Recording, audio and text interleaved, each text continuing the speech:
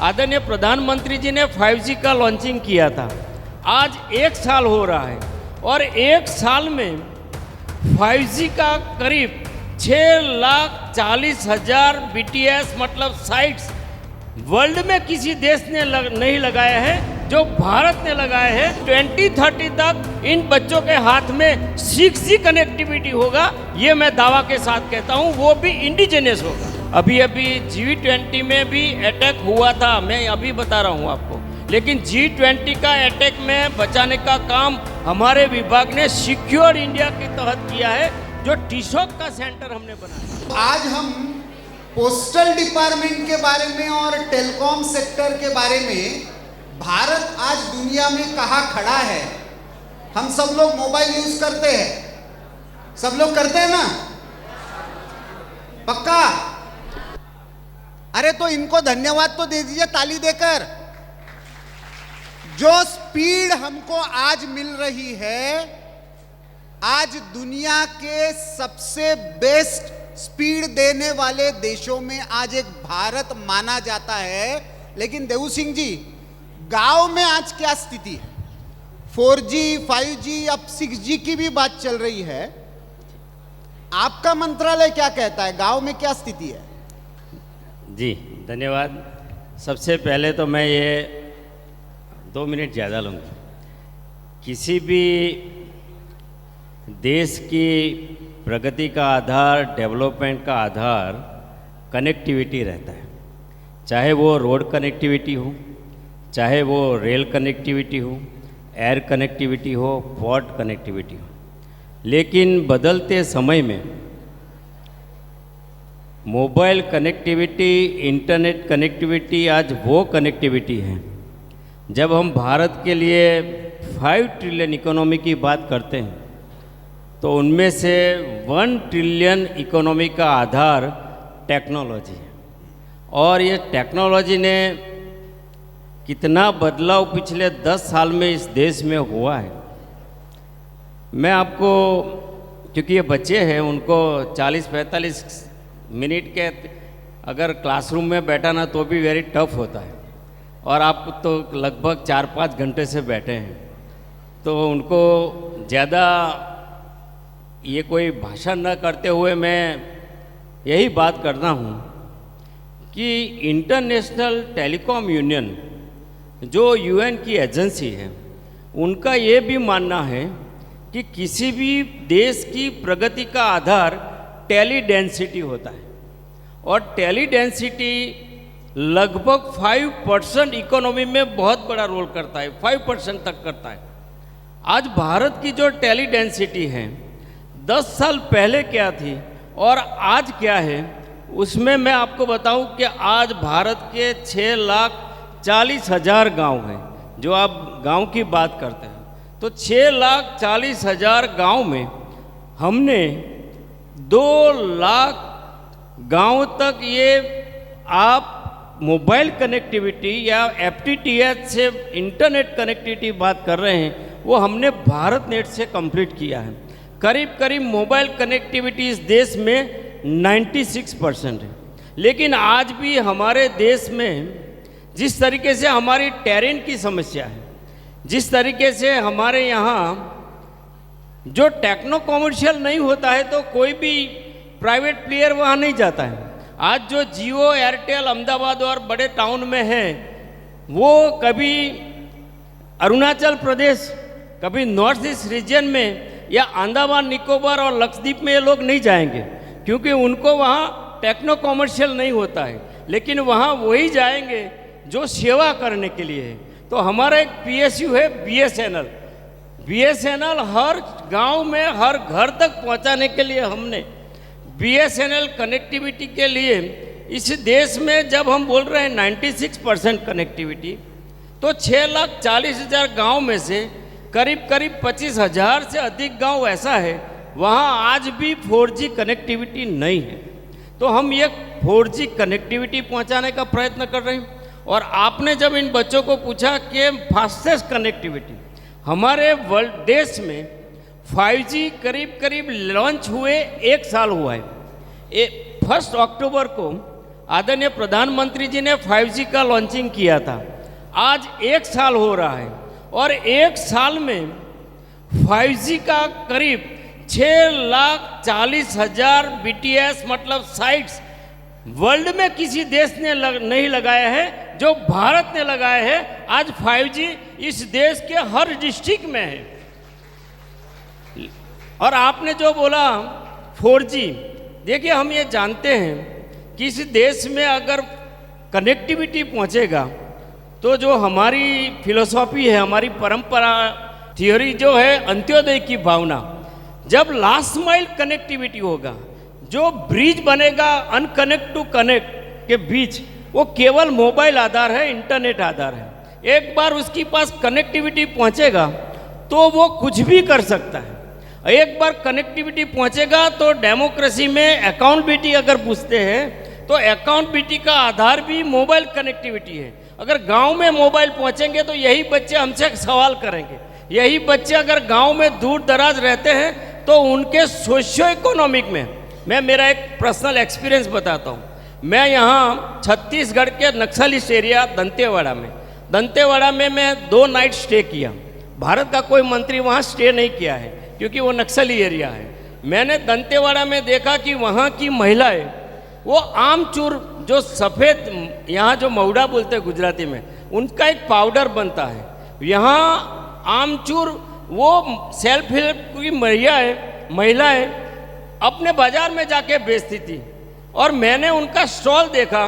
मैंने उनको देखा कि मैं आपको कनेक्टिविटी देता, आप उससे बिजनेस बढ़ा सकती हैं। और मैं आज सबके सामने गर्व से कहता हूँ कि मेरी कनेक्टिविटी के बाद वो ऑनलाइन बेचकर यहाँ तक कि अमेज़ॉन भी आमचूर का सेल करने के लिए तैयार है। ये कनेक्टिविटी का फ़र्क होता है। और पोस्ट की बात करें तो पोस्ट में तो बहुत बड़ा रिवाइव हुआ है, उस पर बात करेंगे। लेकिन ऐसा है कि जब टेलीकॉम की टेक्नोलॉजी की बात होती थी तो कभी कोरिया की बात होती थी, कभी फिनलैंड की बात होती थी। अब क्या हम अपनी टेक्नोलॉजी खुद बना रहे हैं या उसमें अभी भी दूसरों पर निर्भर है? जी देखिए, हमारे देश में आदरणीय प्रधानमंत्री जी ने करीब 2019 में हम सबको बताया कि हमें आत्मनिर्भर भारत बनना है। और विशेष तौर पे कोविड के बाद हम सारे इस दिशा में गए काम के। हमने देखा कि जब सेल्फ रिलायंट इंडिया होगा तो क्या फ़र्क पड़ता है। मेरे विभाग की बात करूं तो मैं इस देश में बाहर की टेक्नोलॉजी 40,000 करोड़ रुपये की इंपोर्ट करते थे। आज हमने 4G इंडिजिनियस बना दिया, 5G इंडिजिनियस बना दिया और 2030 तक इन बच्चों के हाथ में 6G कनेक्टिविटी होगा। ये मैं दावा के साथ कहता हूँ, वो भी इंडिजिनियस होगा। हमें अब इंपोर्ट करने की कोई ज़रूरत नहीं है। हम हमारे देश में, क्योंकि हमारी पास एक क्षमता है, अगर हम उनको एनकरेज करें। अभी हमने देखा चंद्रयान 3 लॉन्च हुआ, प्रत्येक भारतवासी को गर्व हुआ। इसके पीछे का कारण ये भी है कि जो स्पेस टेक्नोलॉजी था, उस स्पेस टेक्नोलॉजी में प्राइवेट प्लेयर को पिछले 2 साल से PPP मॉडल में हमने एनकरेज किया। और इसी के कारण जो एसोसिएशन आदरणीय प्रधानमंत्री जी ने बनाया, जो स्पेस टेक्नोलॉजी में काम करते थे, शुरू में 21 में 25 एसोसिएशन थे, आज 70 एसोसिएशन जुड़े हैं। और इन्हीं के एडवांस टेक्नोलॉजी के कारण दक्षिण यान में चंद्रयान छोड़ने वाला भारत पहला कंट्री बना है, जो प्रत्येक भारतवासी उसका गर्व महसूस करता है। तो देव सिंह जी, जैसे जैसे टेक्नोलॉजी बढ़ती है उसके साथ साथ सुरक्षा के खतरे भी बढ़ते हैं। राइट। इन बच्चों को आज शायद इतना महसूस नहीं होता होगा, जब वो कोई ऐप डाउनलोड करते हैं तो वो यस यस यस करते जाते हैं। लेकिन साइबर अटैक और साइबर सिक्योरिटी ये आने वाले समय का एक बहुत बड़ा चैलेंज है। बिल्कुल। तो आपका मंत्रालय उसके लिए क्या कर रहा है और इनको क्या करना चाहिए? देखिए, इस देश में नेशनल डिजिटल कम्युनिकेशन का पॉलिसी बना 2018 में। तब हमने भारत को डिजिटल कनेक्टिविटी का एक प्लेटफॉर्म देने के लिए प्रारंभ किया, प्रोपेल इंडिया किया। लेकिन सिक्योर इंडिया ये पूरा सब्जेक्ट कहीं ना कहीं हम उस चीज़ को भूल जाते थे। अब ये हम आप भी जानते हैं कि एम्स में अटैक हो गया था, अभी अभी G20 में भी अटैक हुआ था, मैं अभी बता रहा हूँ आपको, लेकिन G20 का अटैक में बचाने का काम हमारे विभाग ने सिक्योर इंडिया के तहत किया है, जो टिशॉक का सेंटर हमने बनाया है। हमने टैपकॉप बनाया, मैं टैपकॉप मतलब टेक्निकल भाषा नहीं बोलूँगा, आप सबको पता है संचार साथी क्या है? संचार साथी किसी को पता है? संचार साथी ऐप क्या है? नहीं पता है। संचार साथी वो ऐप है, अगर आप किसी का मोबाइल खरीदते हो तो आप अपना ये नो योर मोबाइल, आपका मोबाइल स्टोलन हो जाता है, कहीं चोरी हो जाता है, तो आप उस पर वेबसाइट पे जाके आपका मोबाइल नंबर डालना होता है और पुलिस में एक एप्लीकेशन करना है, एफआईआर की भी जरूरत नहीं है, आपका स्टोलन मोबाइल हम ढूंढ के देते हैं। ये एप्लीकेशन हमने डेवलप किया है। संचार साथी में अभी तक हमने 2.5 लाख करोड़ से ज़्यादा हमें कंप्लेन मिली है और इनमें लगभग 75,000 स्टोलन मोबाइल हमने रिकलेक्ट करके कस्टमर को वापस किया है।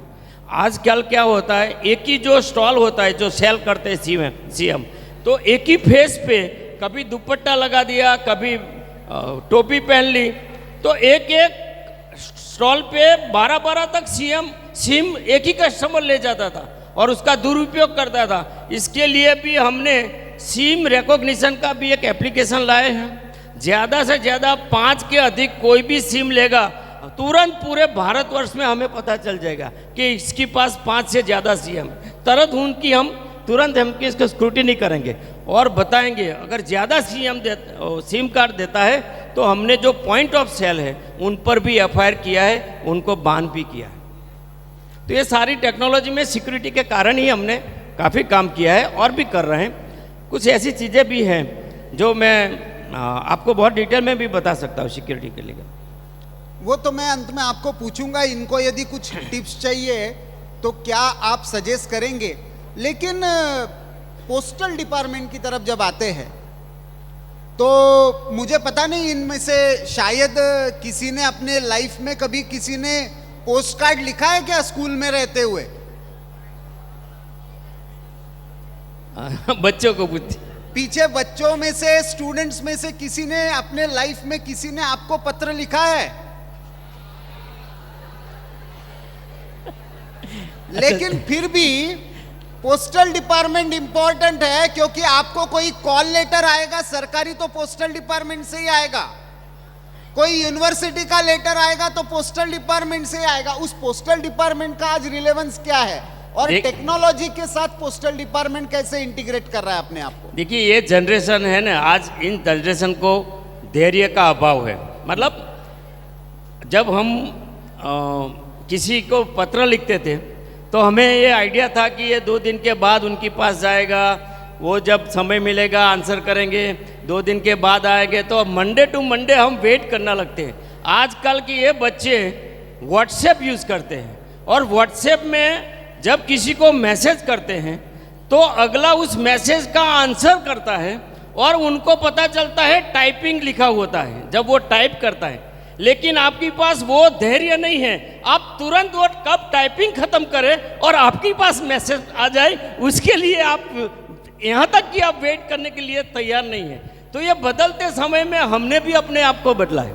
हम भी आज ऑनलाइन, मतलब आजकल ऑनलाइन से ही होता है। यहाँ तक कि मैं आपको बताऊँ, ये बच्चों को पता नहीं है, भारत सरकार आदरणीय प्रधानमंत्री जी रोजगार मेला चला रहे हैं। ये 9th रोजगार मेला हुआ। ये 9th रोजगार मेला में केवल मेरे विभाग ने, पोस्टल विभाग ने 72,000 बच्चों का जीडीएस में रिक्रूटमेंट किया है, वो भी ट्रांसपेरेंटली किया है। किसी बच्चे को किसी के पास जाने की जरूरत नहीं है।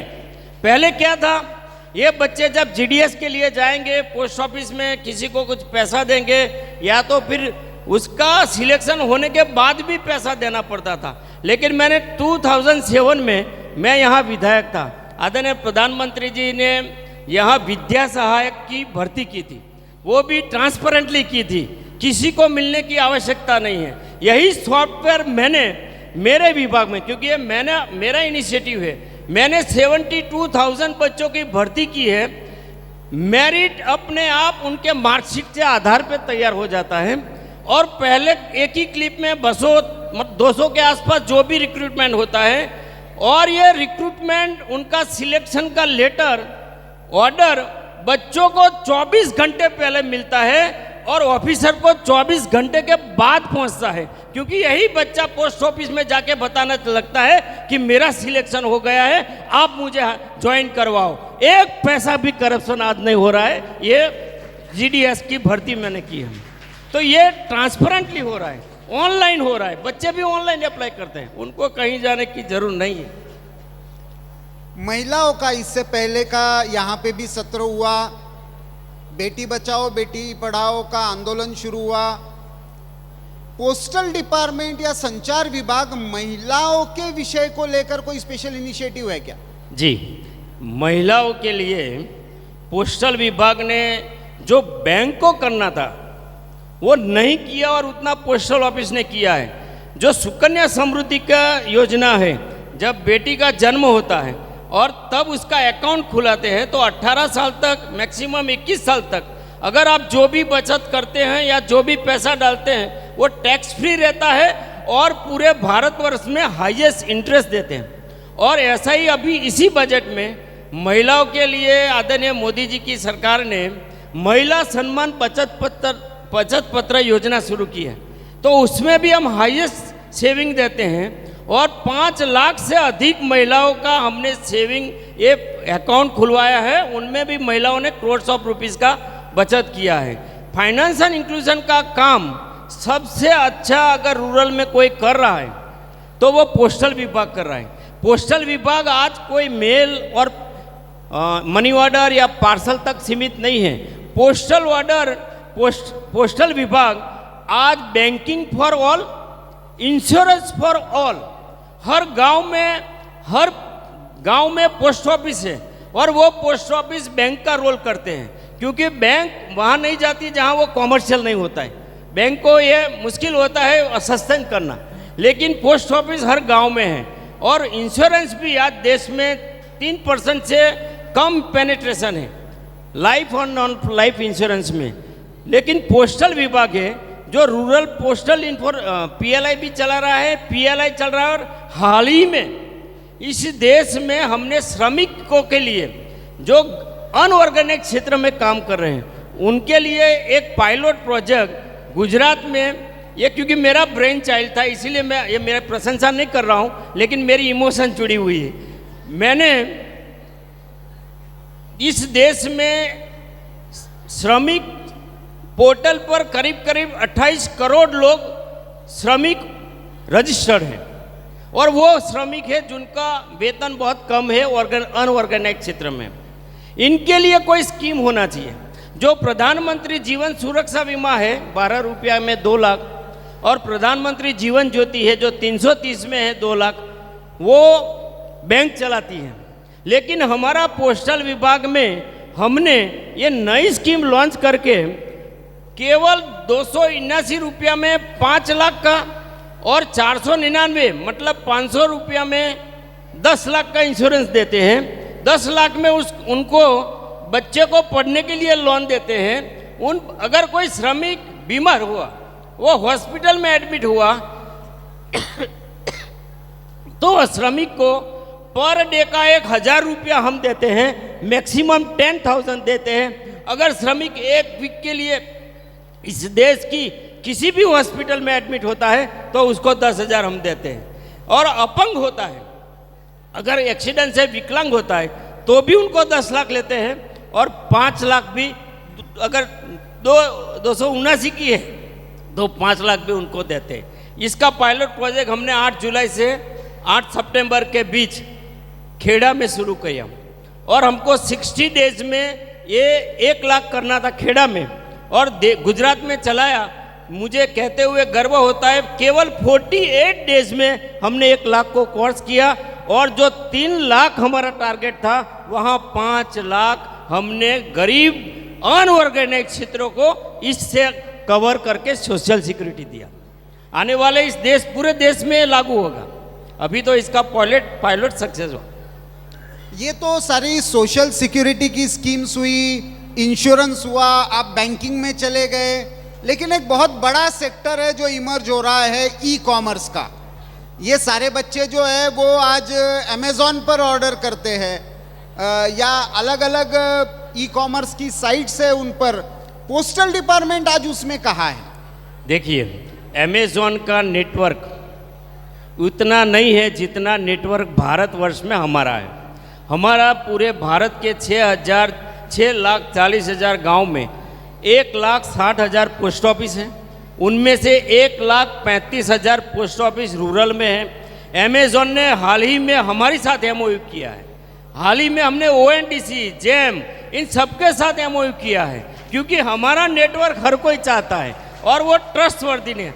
हाल ही में हमने एक और एमओयू किया है। वो एमओयू किया है भारत के ट्रेडर्स एसोसिएशन के साथ। भारत के ट्रेडर्स एसोसिएशन एक बड़ा एसोसिएशन है जिनमें 40,000 ट्रेडर्स हैं।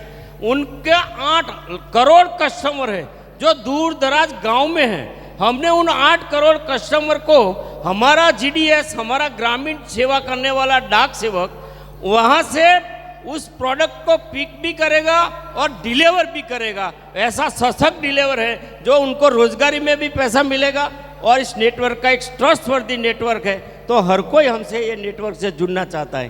तो ये फर्क है। पोस्टल डिपार्टमेंट जो ये डाइवर्सिफिकेशन कर रहा है, आज की अभी अगली जनरेशन जो है उनके लिए पोस्टल डिपार्टमेंट क्यों रिलेवेंट रहे? पहले तो पोस्टमैन था इसलिए रिलेवेंट था, आज पोस्टल डिपार्टमेंट को ये जनरेशन कैसे देखे? देखिए, पहले तो मैंने बैंकिंग कहा, इंश्योरेंस के लिए बोला, मैंने ये भी कहा कि जो